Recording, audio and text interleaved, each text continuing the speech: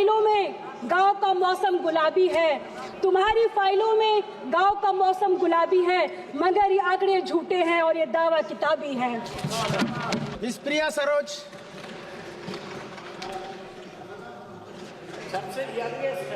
माननीय अध्यक्ष महोदय, धन्यवाद मुझे आज बोलने का अवसर देने के लिए। मैं सबसे पहले भारत के संविधान के रचयिता बाबा साहब डॉक्टर भीमराव अम्बेडकर जी को श्रद्धांजलि अर्पित करते हुए अपनी बात शुरू करूंगी। भारत का संविधान दुनिया का सबसे विस्तृत, सुंदर और अनोखा संविधान है। ये ऐसे भावनाओं के साथ बनाया गया है जो समानता, बंधुता और राष्ट्र एकता को बल देती है। आज जो मैं यहाँ खड़ी होकर अपनी बात कर रही हूँ, यह शक्ति हमें हमारे संविधान ने दी है। हमें गर्व है कि हमारी पार्टी के स्वर्गीय मुलायम सिंह जी और हमारी पार्टी के अध्यक्ष श्री अखिलेश यादव जी हमेशा संविधान के मूल्य की रक्षा की और सामाजिक न्याय के लिए संघर्ष किया। हमारे देश में हर नागरिक, चाहे जाति या धर्म कोई भी हो, खुद को सुरक्षित और शामिल महसूस करता है। लेकिन आज के दिन हमें यह सोचने की ज़रूरत है कि क्या हम संविधान के आदर्शों के अनुसार चल रहे हैं। 2014 से पहले भारत धर्मनिरपेक्षता, समानता और न्याय के प्रतीक था।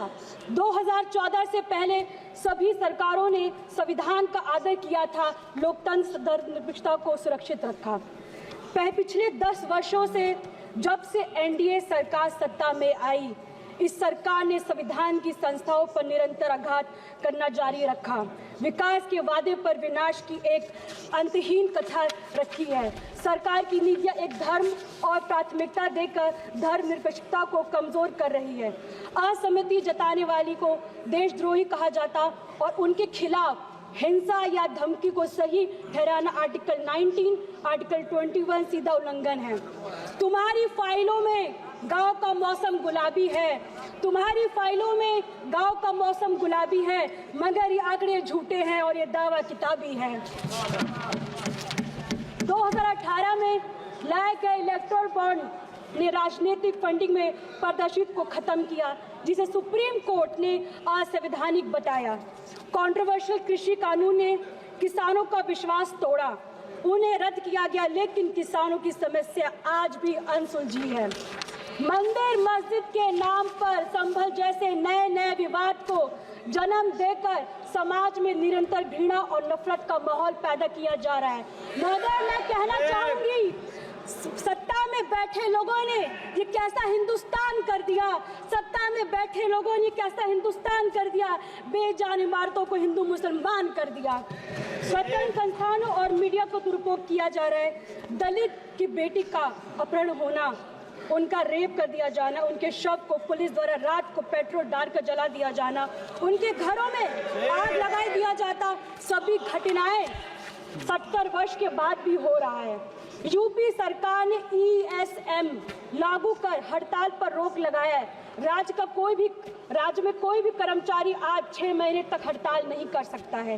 साल 2014 से पहले तक जितने भी चुनाव हुए उन पर कभी उंगली नहीं उठी है, परंतु पिछले कुछ वर्षों में जिस प्रकार EVM पर उंगली उठी है, मत के साथ हेरफेर की बात समझ में आज सामने आई है। इससे निश्चय मतदाताओं के मन में भ्रम पैदा हुआ है। मैं आप सभी से आग्रह करती हूँ कि पिछले 10 वर्ष में ध्यान दें। यह ऐसा दशक रहा जिसमें हमारे संविधान जो हमें एक राष्ट्र के रूप में जोड़ता है, को कमजोरी करने की कोशिश की जा रही है। हर दिन हमें ऐसे काम और नीतियों देखने को मिलता है जहां अधिकारों और स्वतंत्रता को छीनने का प्रयास कर रहे हैं। हमें याद रखना चाहिए कि हमारे प्रियम्बल ये हमारे सामूहिक सपनों और मूल्य का प्रतीक है। ये जस्टिस, लिबर्टी और इक्वालिटी की बात करते हैं। ये केवल शब्द नहीं है, बल्कि हमारे लोकतंत्र की नींव है।